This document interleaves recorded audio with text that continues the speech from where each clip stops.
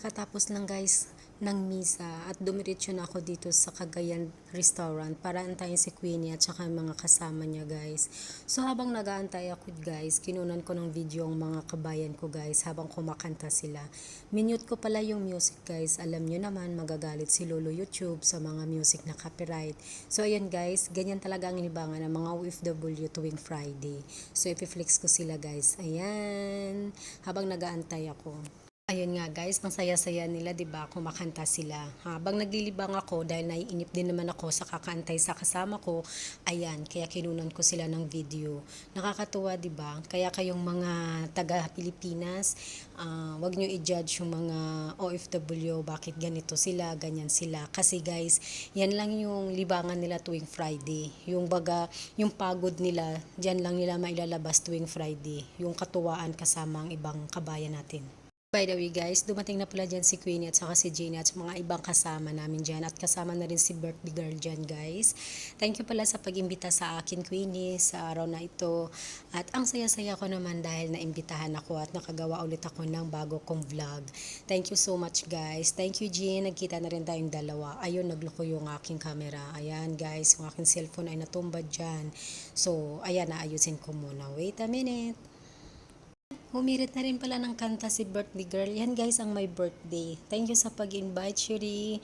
Thank you so much. And thank you at na-meet kita dito sa Barin. Thank you din Queenie dahil nakasama ako sa celebration na ito. Thank you so much. At ayan guys, namimili si Miss Ganda ng kanyang susunod din na kantahin. At magaling yan si Miss Sherry sa pagkanta guys. Kaya pasensya ka na kung bakit nakamute. Kasi ayaw ni Lolo YouTube ng copyright. Kaya minute natin guys kasi baka makopyright tayo.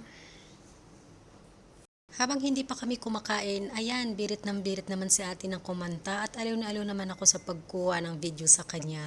OFW lang talagang sa kalam. Kaya guys, huwag nyo i-judge yung mga kapwa natin bakit sila nag enjoy ng ganyan. Kasi guys, sa araw ng Friday, doon mo lang talaga mailalabas yung pagod mo guys. Sa isang linggo mo na pagkiskis ng inodoro, sa pagsunod mo sa mga amo mo, utos dito, kaliwat kanan, ganyan guys sa pagpupuyat mo. Sa araw ng Biyernes guys, suluhin mo naman yung araw na yun para sa sarili mo. Kaya kayo sana maintindihan. Kaya kayong nasa Pilipinas, sana maintindihan nyo ang mga kamag-anak nyo dito sa ibang bansa. At by the way guys, ito na nga, magsisimula na kaming mag-dessert. Dessert pa lang yan guys ha, hindi pa yan yung yung totaling lunch. Totaling lunch? Dessert pa lang pala yan. Ang yamin yan guys. Super yummy. Dumating na rin pala guys yung pansit dyan. Tapos, i-mention ko guys kung ano yung pagkain dyan. May rice, pansit, may macaroni, mayroon din dyan turon. Tapos, may dinuguan din pala dyan guys. May dinuguan. Tapos, yung iba hindi ko na nakuha ng video guys. Mayroong para siyang yung minudo. Pero ang tingin ko igado. Mayroon din dyan turon, tapos roll na bread na may sausage sa loob. Ayan ko guys, pasta may sausage sa loob. Tapos macaroni, tapos drinks. Thank you Cunie sa paglibre mo ng drinks. Tapos ano pa ba guys? Mayroon dyan guys, parang bread siya. Mayroon dyan. Ang daming handa ni Beautiful Girl dyan guys. Ayan guys, yung nakadamit na rainbow na medyo chubby. Siya yung may birthday dyan. Yung pinaka-cute. Ayan guys, binivideo ko lahat. Ayan ang pagkain guys. Ayan, super yummy yan. Ayan guys. Thank you so much. Yummy food. Ayan guys, mag-start na kami kumain. Katunayan guys, kanina pa kami kumakain pala.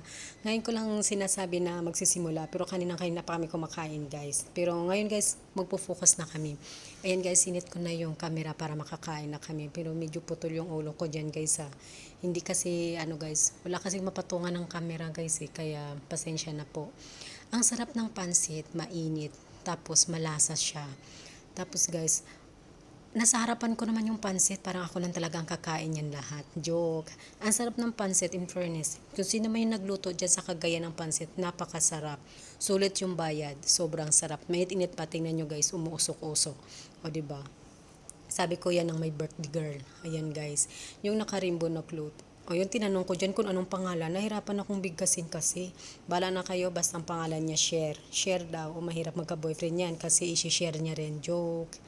Ayan guys, sarap na sarap naman ako sa pansit. Pansit, mampahaba ng buhay. Wish ko sa'yo sis, haba pa ng buhay mo at sana long time na makasama kita dito sa Barin. Thank you sa pag-invite. Thank you sa food. Thank you Queenie. Thank you guys. Thank you everyone. Nag-enjoy talaga ako dyan. At thank you dahil nakilala ko kayo sa araw na yan. Thank you din Jen. Dalawa kami ni Jenny dyan eh. Lagi kaming magkasama dyan sa, sa video. Ayan guys, pala kasama namin yan guys. Ayan. Hindi ko na guys isa-isahin yung mga pangalan kasi ang totoo, nakalimutan ko talaga itanong yung mga pangalan nila guys. Pero basta OFW, sa isang ngiti lang makukuha mo na lahat ng atensyon nila. Ganun ang Pinoy eh. Sa isang ngiti, kaibigan mo na yan. Ganun guys, makipagkaibigan. Ayan guys, may dumating pa ng mga friends. Si Ate Doris guys, dumating si Ate. Tapos may kasama siyang friend. Tapos yung iba dyan guys. Ayan, may mga bagong dumating guys. Ayan, bibidyohan ko sila guys. Ayan, camera roll, paikot-ikot lang. Ayan, ni-entertain guys ni birthday girl. Ayan, ang dami namin guys. Pero kanina, diba, konti lang kami. Ngayon, dumami na guys. Ayan. Tingnan mo naman guys. Ayan guys, ang nakatayo, yan ang may birthday girl. Ayan, yan ang may birthday girl. Yan siya yung may birthday. Ayan guys. Ayan, tatayo ako dyan kasi lalapitan ko si Beautiful. Ayan. Nakilala ko rin yan dyan guys. Ang galing yan kumanta. Magaling din sumayaw. Kaya kumplito. May dancer na, may singer pa. O diba? Ang galing yan guys. OFW lang talagang sa Kalam. Dito lang yan sa bansang Barin. Matatagpuan. Next ko lang, marami pang food na natira. By the way, totoo pala yung kasabihan. Pag hindi mo pala pinaplano yung lakad mo, natutupad. Planuhin nyo yung lakad nyo na magkita kayo ng mga kaibigan nyo. Marami kayong dadalhin, marami kayong mga plano. Hindi yan natutupad guys. Minsan guys, nauudlot pa. Kasi pag pinaplano daw, hindi ito natutupad. Ito mo isipin mo guys, hindi ko rin naman ito pinlano na makasama sila. O, di ba nangyari na lang? O si Ate Dor, nakikita ko lang sa TikTok. Ngayon, kasi nakilala ko na siya, na-meet ko na siya sa Cagayan. Thank you so much. Ito rin guys, ang sa kabilang table. Ayan guys, sa Cagayan Restaurant yan guys, dito sa Manama. Ayan, flex ko lang sila. Spirit mo na ang birthday girl bago kami pupunta sa Lulu Market. Ayan nga guys, ang kanta niya dyan ay Bakit kung sino ka pa? Ay, tama ba? Hindi ko guys alam kung totoo, kung tama ba yung title na sinabi ko. Ayan nga guys. Oh, birit lang ng mga OFW. Ganito ang libangan guys ng mga OFW dito sa bansang Barin. Kahit sa bansang OFW, kapag mayroon kayong freedom na lumabas, ganito guys ang ginagawa nila. Kaya sana kayong mga nasa Pilipinas, marunong din kayong kamustahin yung mga mahal nyo sa buhay at marunong din kayong magpahalaga sa aming mga pinapadala sa inyo dahil hindi biro ang lumayo sa inyo at kumayod dito na parang kayod kalabaw. Hindi naman lahat guys kayod kalabaw. Hindi naman kasi pare-pareho ang kapalaran natin dito sa ibang bansa.